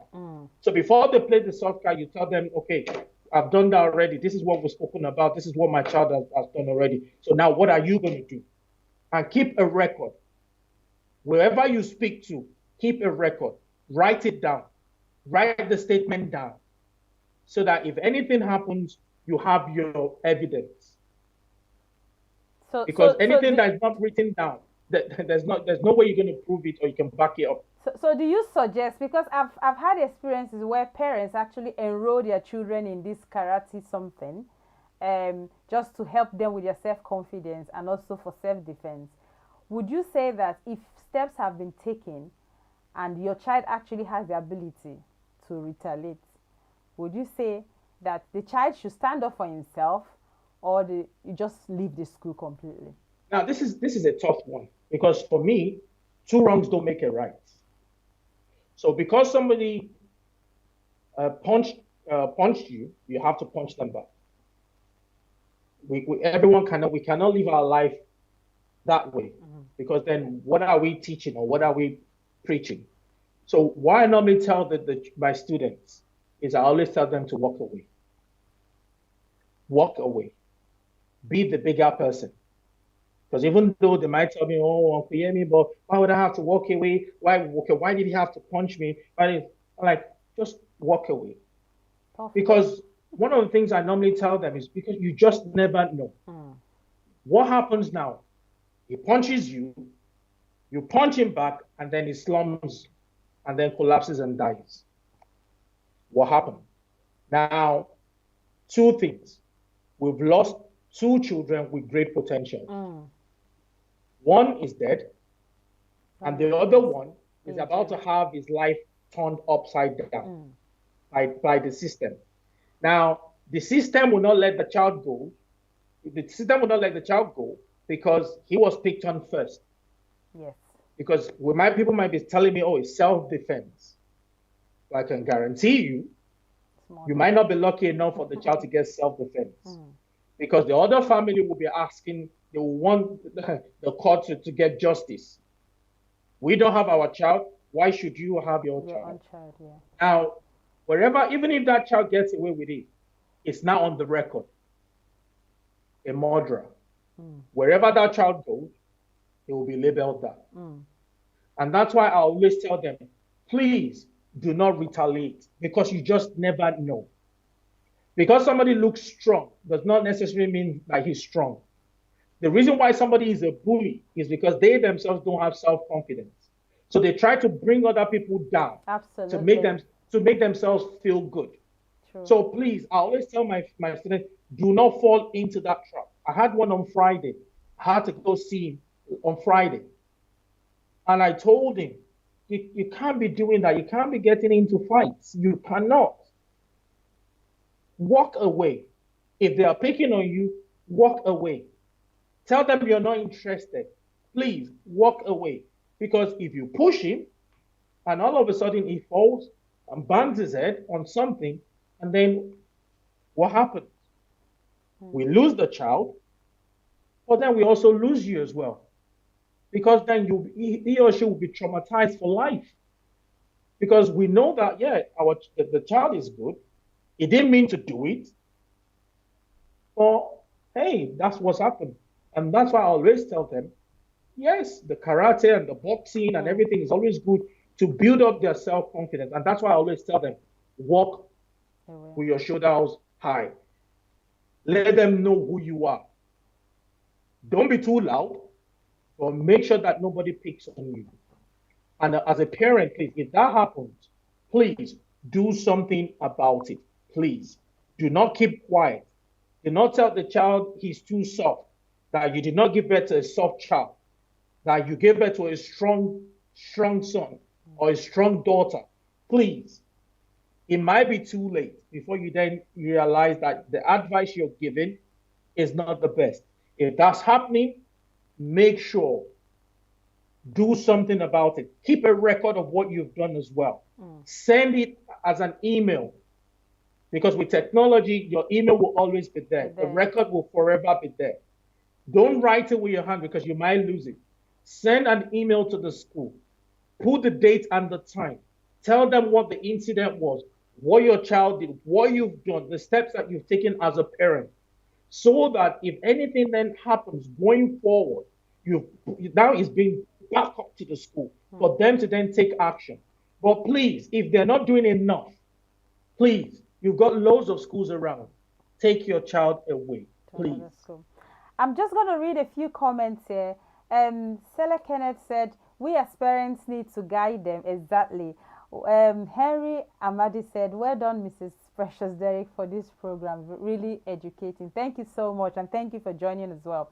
There's a question here, but before the question, I'm going to read the comment that just came in by Ugo Chimene. She said, some children walk away and the bully follows.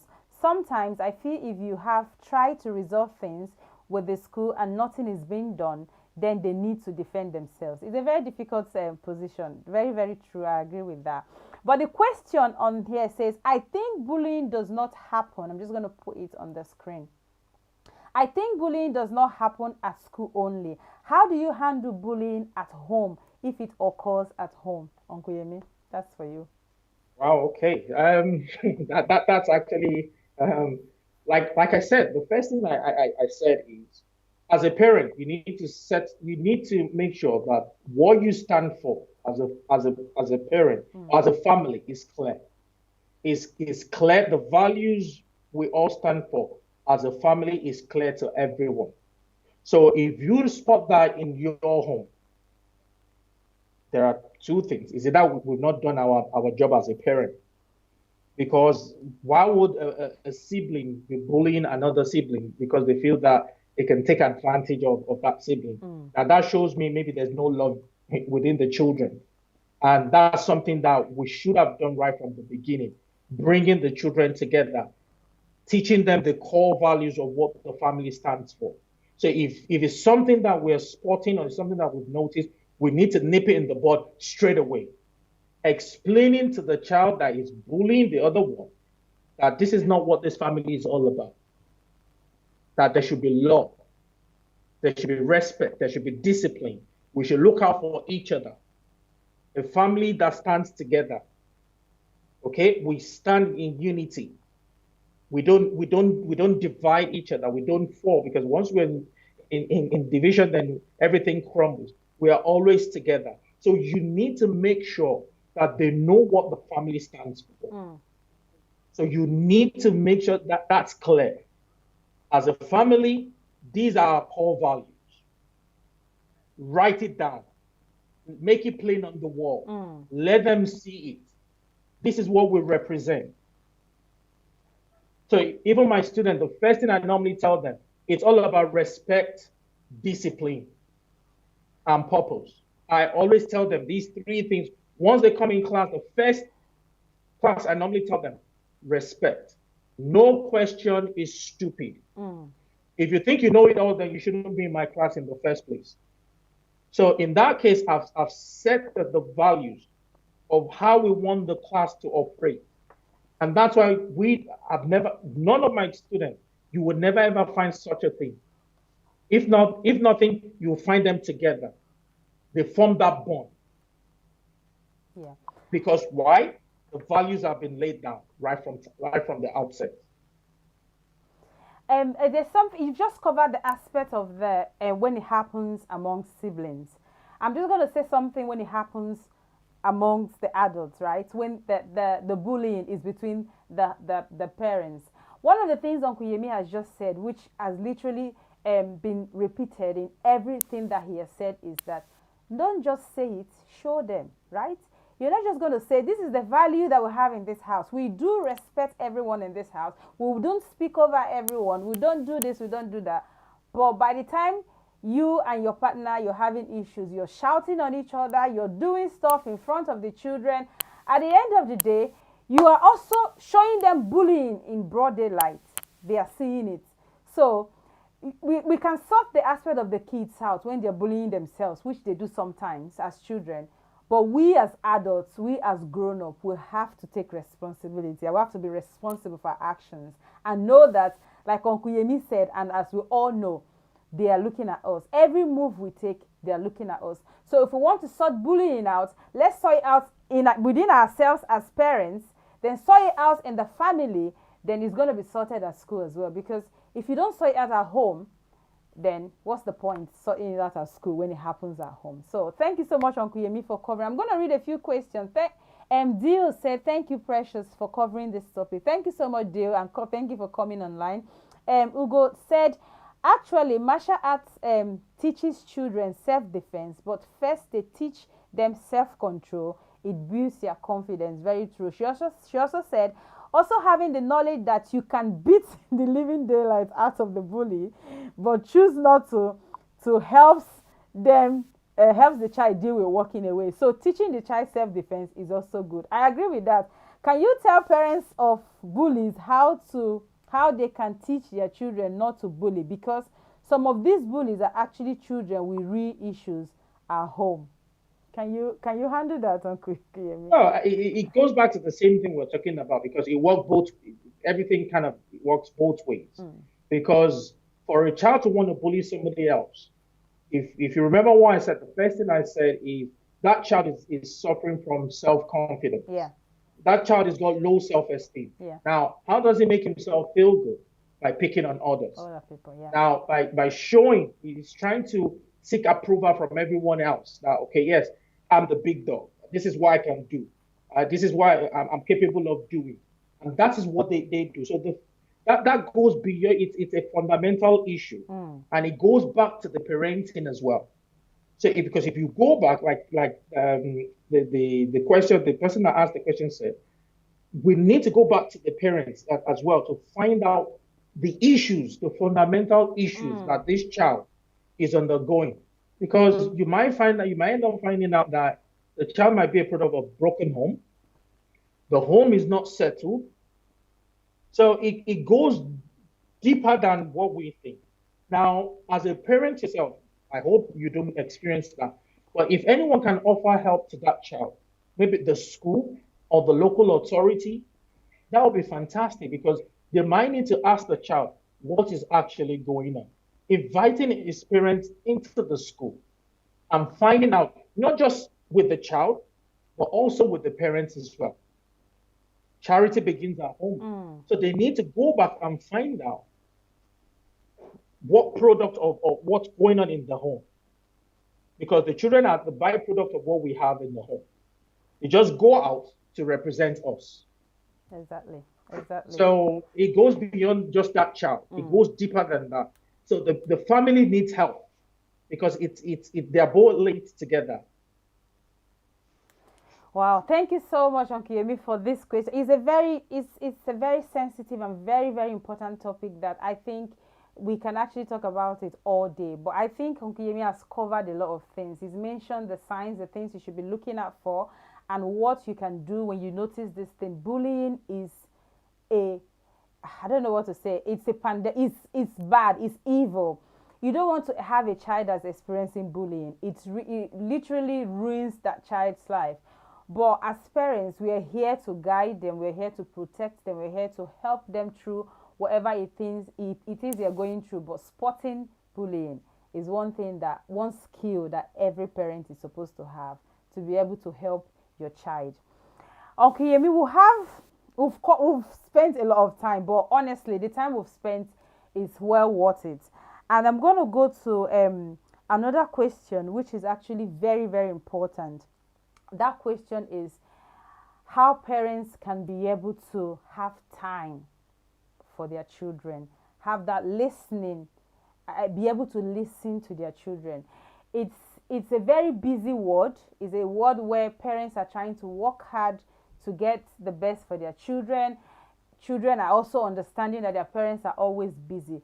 But one of the things I've personally come to understand is that what is the point working hard when we're not getting what we want for our children? Our children are not coming up the way we want them to be raised, or we want them to, the values that we want them to have. We are not actually instilling or putting those things inside of them. So, as someone who understands both sides, how can parents be able to have time to listen and hear their children and be there for their children, to give them that memorable childhood experience that every child aspires to have? Thank you very much. I'm actually going to go to kind of like a side, or pick on the side that a lot of people might disagree with me on this one. But let them. I'll say, please hear me out first of all, and then Okay. you then make up on you. Or you then decide if you agree with what I'm saying or not. Now, one of the things I always work with the parents is this notion that they are always tired. Now, I understand the fact that yes, a lot of parents have the busy schedule. They go on 9 to 5, they go to work, and then they are very exhausted. Yes, they come back home. But I always tell the parents, it's all about priorities. Now, have you noticed? Now, with so-called everyone saying they are so busy, we always create the time for the things that we love. Everyone will keep telling me, oh, they're busy, they're busy, they're busy. Oh, I've got no time. 24 hours is not enough. But then, when the football is on, everything stops and you watch the football. Now, when your favorite soap is on, Coronation Street, Emmerdale, whatever you watch, wherever you live, in the part of the world that you live, everything stops. And then you watch the TV, you're there in front of the TV, but you're busy. When your favorite program is on, we have that time all of a sudden. Oh, when our friends call, we spend 1 hour, 2 hours on the phone. Oh, I'm very busy. But then you're always sharing everywhere you are on Twitter, or you're always updating your fans wherever you are. Oh, I'm on this, I'm shopping here, I'm there, I'm everywhere.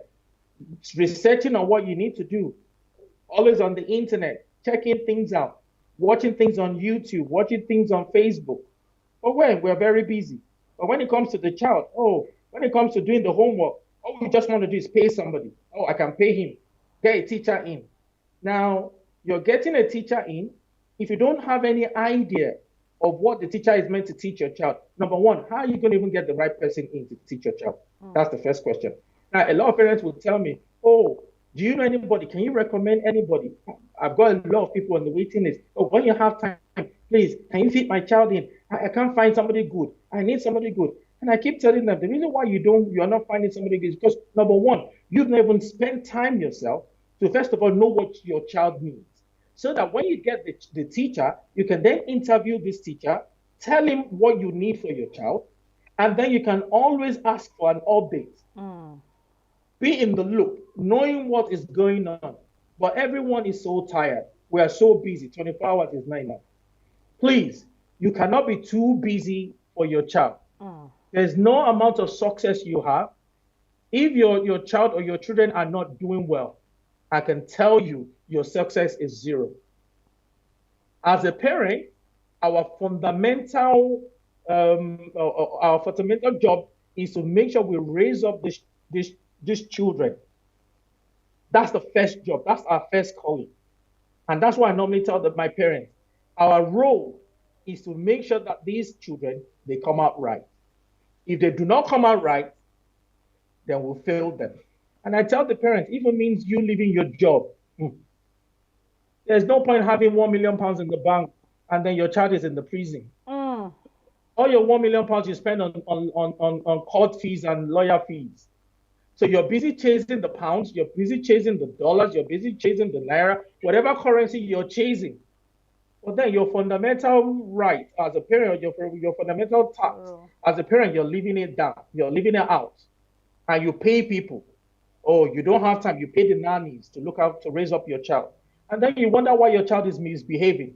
You are never there. You wake up 9 o'clock. Oh, yeah, some people will tell me, oh, duty calls, they have to eat, you have to provide for the family. Yes, I'm not saying you shouldn't do that, but there has to be a good balance. So if a child is meant to be a true representation of who you are, but if you're not there to train up that child, don't be surprised that the child will be the true representation of the nanny that you've employed. Because that's who the child knows as mommy and daddy. That's who the child knows. That's the person raising up the child. So the child is not your child anymore. The child now belongs to the nanny. So there's homework. You as a parent, you don't know the homework of your child. You don't know if your child has done the homework. You've employed a nanny that might not be able to help your child.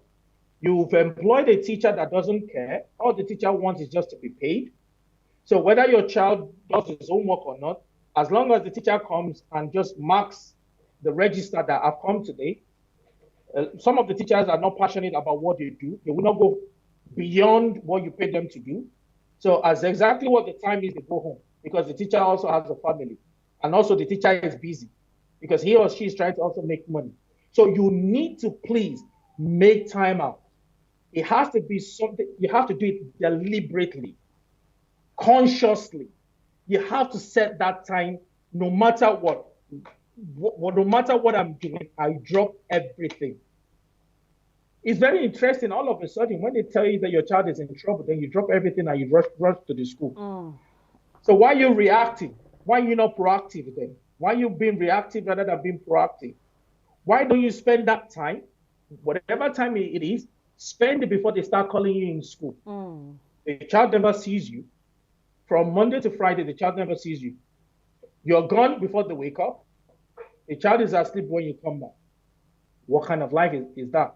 By weekend, you're way too tired. You're tired to beyond repair that all you just want to do is sleep. Now you work so hard that even if the child says anything, you start screaming.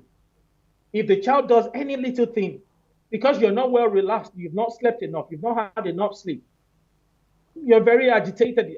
The house is not peaceful. The children, all they do is they can't wait for you to go. They can't wait for Monday when you're gone so that they can have the peace in the house. If they do any little thing, you start shouting and screaming. Why? Because you're so tired. There's no time. You've no time for the family. Please, when you come home, have a protected time for your children. Sit with them. Ask them what they've done. What have you covered in school? A child will perform better when they know that mommy and daddy are involved in their education. I'll say that again. A child will perform better when they know that mommy and daddy are involved in their education. And when they know that mommy and daddy would always take time out to check their work. Some people will just tell them, oh, just put it in the bag. Have you done it? They don't check it. Oh, have you done it? And then the teacher calls you, the quality of work that my child, oh, sorry, I didn't check it. Oh, please. What's your primary job as a parent? It's not just to provide the nice car, the nice house. All these things are good. They are nice and good. But what's the point having all this if the house is just a house? It's not a home. It's just a brick and mortar, nothing else. It's just a place where you come lay your head. You're not even enjoying the fruit of your labor because all you just do is just work, work, work, work. Wow. The company that you're chasing or the company you're working for, if anything happens to you, what do? They just employ somebody else. Yeah. And the company continues. They are all bothered about the bottom line. Your first priority has to be your child or your children. Please spend that time. If it's after meal, the 5 o'clock, the tea time meal, or the evening meals that you have, make that conscious effort. If you can do it, make sure you are home. Make sure you're home. Even if it means asking for your boss, can I work from home 1 or 2 days? I need to be there for my children. Now, some people might tell me where they live, the part of the world they live in, it's not possible. Please find a way. Find a way before it's too late. Okuyemi, I'm just going to say something based on what you've said, Jem, so that you can. Honestly, the passion. You see, this is one of the reasons. This is what I saw before I decided to invite Okuyemi because the passion Okuyemi has for young children. It's very, very few teachers that you would see such passion. He's not just passionate about the well-being of the child, even the parents, because he knows that it's everything together. It's not just the child, the home, and everything. But there are some parents that really want to help, but they are not too good in maths. They are not even if you give them the homework for them to assist their children, they don't know what to do because they are not very good in that area. What would you say to those parents? Very good. I like this question actually. There's this saying that people normally say, fake it till you make it. Now, if there's something you do not know, if there's a particular subject that you're not good at, please do not make sure your child is now aware that you're not good in this particular topic, in this particular subject. Please don't. I'll say it again. If there's a particular subject that you're not very good at helping your child, do not make your child aware because they will always use it against you. These children are very clever.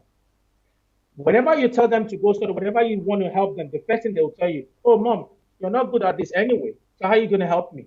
That's the end of the case. So if that's the case, the first thing you want to do, look at it, even if it's not your strong point. Tell them, okay, I'm going to speak to Mr. James in the morning about this. Maybe Mr. James can help us look at it. Don't let them know that you yourself, you're struggling. Don't. So if it means taking 1 or 2 minutes, move away, tell them, okay, you look at it, and then both of you will sit down together. You can find somebody in your local area, somebody that you know that is very good with this subject. And you can always tell them, okay, mommy will call so and so, even if it's the teacher, thank God for technology. You can then pass it on to the teacher. But don't let the child know that you do not know what to do. You can say, oh, it's been a long time since mommy has done this kind of thing. I did it 20 years ago, I did it 30 years ago. So the way I used to do it is different from the way you guys do it. Deflect it. So let me find somebody that can teach you the way your teacher teaches you in class. Now, the child would know that, okay, mommy wants to get somebody that knows my method. Even though you don't know what to do, don't tell the child you don't know what to do. Because the day you let them know, the quality of work they will do will be rubbish. And then the bad part of it, you won't be able to tell because you don't know. Wow. So always make sure you fake it to make it. Wow. Now, the other thing I will also tell the parents to always do, please be truthful with your children. Always. Always. And what do I mean by that? Most of the parents will always tell the children that they were the first position in the school. Always. And my students will always tell me, my mom and dad, they were always first position, second position, third position. They were never last. They were never. So I always tell the children, now that puts, if you don't know, what that does, it puts a pressure on the child.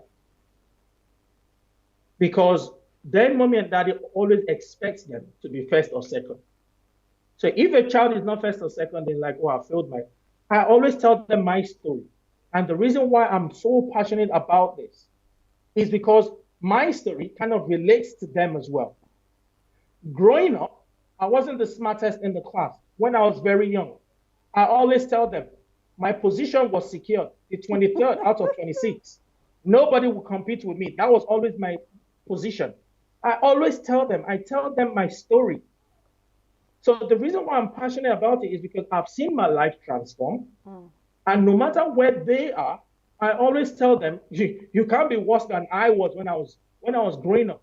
And what happened? The story began to change because my brother sat down and had a meeting with my parents. And he told them, if we continue this way, this boy is just going to end up like a write-off. It's just going to be, it'll be nothing. So the first thing they had to do, they changed the school. That was the first thing. The second thing they had to do, I stopped because I was good at playing football. I was banned from playing football. And all I did from 3 o'clock when I come back from school to 7, 8 o'clock when I go back to, I was studying every single day. So if you have a child that is struggling with a particular topic, all he or she needs to do is to just keep practicing. Now, gradually, from 23rd, gradually, the position started moving. I got to third, second, first. By the time I finished, I was already outstanding. By the time I graduated, I graduated as the best graduating student in the university, all because the daily study. So that's why I'm so passionate about these things, because somebody had to do it for me. Somebody had to make that sacrifice for me. So if somebody did that for me, it's only fair for me to do that to others as well. So when I meet a child and then they tell me, oh, I don't think I'm good, I always tell them, I don't think you're as bad as I was when I started, because my position was always secured. So if I could do it, then I know you can. And that's the first thing I always tell the parent. If I can turn my life around to where I am today, then I believe your child can do it. And then they ask me, how do you know? I tell them my story. You can't give what you don't have. Because I've been through it, I know what works. Because I've experienced it in my life. Then I know that a child, if you do the same thing, it's not going to happen overnight. Gradually, little by little, one step at a time. You have to be patient. And please, as a parent, do not compare children. Don't tell them, oh, Frank is doing this. How come you cannot do this?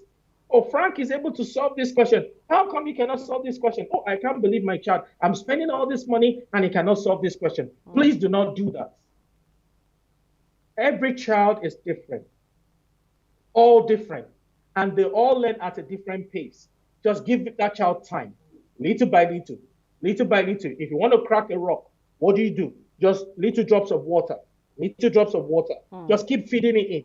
Gradually, that child that people think that he's a nobody will become a somebody. Wow. It works every time.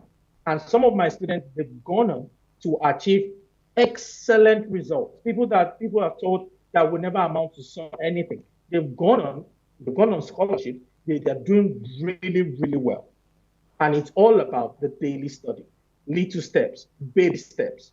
Please do not expect miracles overnight. And I always tell the parents, if you're going to bring your child to my center, for this to work, I need you on board. I need your help as well. I'm not a miracle worker. I can't do anything if I don't have you on board. You need to make sure you're willing to do your part. The teacher will do the teacher will do his part, but you as a parent, you have to do your part. And everybody has to sing from the same hymn sheet. And that's the only way it's going to work. There's no two ways about it. No two ways about it. And I always tell people the difference between extra and ordinary is the extra you add to ordinary. So you have to do the extra for you to become extraordinary. That's just it. Keep doing it on a daily basis, little by little, step by step, and then your child will achieve whatever you want them to achieve. But please do not compare them to everybody. Please don't compare them. The only place you'll find success, which comes before work, is in the dictionary. That's the only place you'll find where success comes before work. If not, it's always the other way around. For you to be successful, you have to be hardworking. I always tell the children, you have to be hardworking. You need to work hard. Wow. Wow. Honestly, we've let me check the time.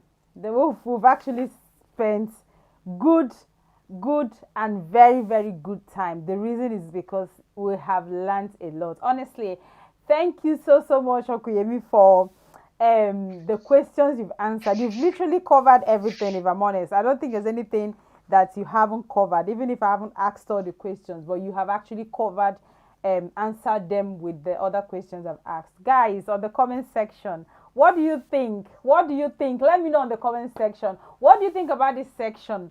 Do you think it's obviously it's very good, but let me know what you think on the comment section about everything that has happened, what Uncle Yemi has said, the information he's dished out, because I feel like I have learned a lot of things. And ending this show now, I'm definitely going to start practicing a lot of things that I've learned. But before then, just to let you know again, the next show is going to be on the 31st.